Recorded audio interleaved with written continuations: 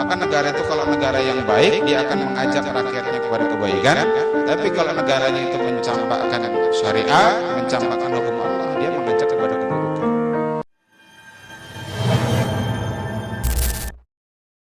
Ada perintah dari Rasulullah, kalau mengetahui kemungkaran, wajib hukumnya kita mengubah kemungkaran tersebut. Hanya ada dua keadaan. Satu, kalau kita melihat kemungkaran itu sorangan, melihat ada orang berjudi misalkan, sorangan kita melihat, lalu kita berisi kudrah, berisi kekuatan, yad bermakna kudrah, kekuatan, fardu ain hukumnya kita mengubah kemungkaran tersebut bila kita melihatnya sorangan. Bila kita melihatnya rombongan, ada orang melakukan kemungkaran, hukumnya berubah, yang asalnya fardu ain menjadi fardu kifayah.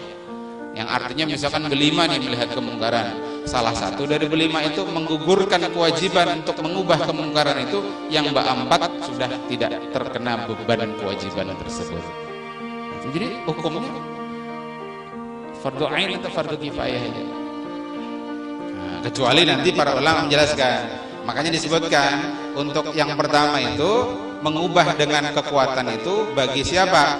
Bagi sahibul yad, pemilik tangan. Nah, kita ini beratan besi tangan. Tapi bukan itu maksudnya. Jadi yang dimaksud yad di sini itu bukan berarti kita beratan besi tangan, tapi maksudnya kudrah. Nah, nanti kudrah itu bertingkat-tingkat. Ada yang kudrahnya di level keluarga. Berarti kudrah dia di level keluarga. Kalau ada anggota keluarga melakukan kemungkaran, ubah dengan tangan. Makanya Nabi mengajarkan anak 7 tahun ajari sholat, 3 tahun diberi waktu persiapan, 10 tahun masih kada sholat pukul. Berarti kita sahibul yad di level keluarga. Bini gitu juga melanggar syariat, bina menentang lawan laki, nasihati dengan baik. Di Quran disebut kalau masih juga pisah tempat tidurnya, masih juga pukul. Syariat. Namun ngalih ikatan suami takut istri bisa kerawani mukul ke bini. Istri aja ikatan suami takut istri. Nah, itu sahibul yad. Kalau makomnya level RT atau level blok lah, di sini ada blok-blok. Ketua blok berisi tanggung jawab untuk mengubah kemungkaran di blok tersebut. Bila misal ada yang mesum, ada yang ketahuan berzina, dia berisi kekuasaan. Silahkan angkat kaki dari blok kami. Kami tidak ingin blok kami tercemari. Kami tidak ingin blok kami turun bala maksiat gara-gara maksiat yang kalian lakukan.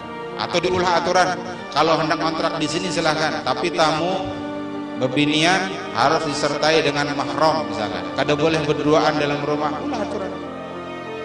Kalau ada pelanggaran, kita sebagai sahibul yad gunakan kekuasaan sampai ke level negara.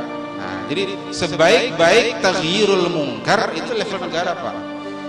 Karena negara punya semua, dia punya polisi, dia punya tentara, dia punya dana, dia punya segalanya, dia punya aturan. Maka negara itu kalau negara yang baik, dia akan mengajak rakyatnya kepada kebaikan. Tapi kalau negaranya itu mencampakkan syariat, mencampakkan hukum Allah, dia mengajak kepada keburukan. Khalas. Jadi yang pertama itu, fa illam yastati' fa bilisanih. Nah, kalau tidak sanggup maka ubah dengan lisan. Kata para ulama, ini makomnya para ulama, makomnya para wa'idhin, orang-orang yang memberikan nasihat. Kalau makom yang pertama itu makomnya hakim atau hukama, para penguasa, karena mereka punya sahibul yad, jadi punya kekuasaan. Adapun ulama, dia tidak punya kekuasaan. Bisanya yang menyampaikan, ya, ulama ini begitu tugasnya, ngomong, menyampaikan tarhib, targhib, menyampaikan ancaman, menyampaikan dorongan. Nah, tapi jangan diabaikan, bil lisan ini pun penting. Ya, karena banyak hal perubahan itu terjadi bil lisan. Kenapa dulu terjadi perang dunia? Ya, di antara tokohnya itu Adolf Hitler. Itu karena Adolf Hitler dengan orasinya yang menggebu-gebu, yang menggugah, membakar, itu akhirnya ya pemuda-pemuda Jerman itu akhirnya siap perang. Kita punya Bung Tomo yang dengan orasinya yang luar biasa, itu akhirnya membuat arek-arek Surabaya itu kemudian siap berjihad, sehingga jadilah 10 November itu sebagai hari pahlawan. Jadi kekuatan kata-kata, kekuatan lisan itu penting. Bahkan Nabi kita dengan kekuatan lisan beliau membuat kemudian orang berbondong-bondong masuk Islam, hingga akhirnya beliau itu dituduh dengan sahirul bayan, orang yang menyihir dengan penjelasan, orang yang menyihir dengan kata-kata. Jadi jangan dianggap remeh kata-kata. Nah, makanya dalam Quran itu disebutkan kata-kata itu termasuk sesuatu yang Allah sebutkan, wa man ahsanu qawlan mimman da'a ilallah.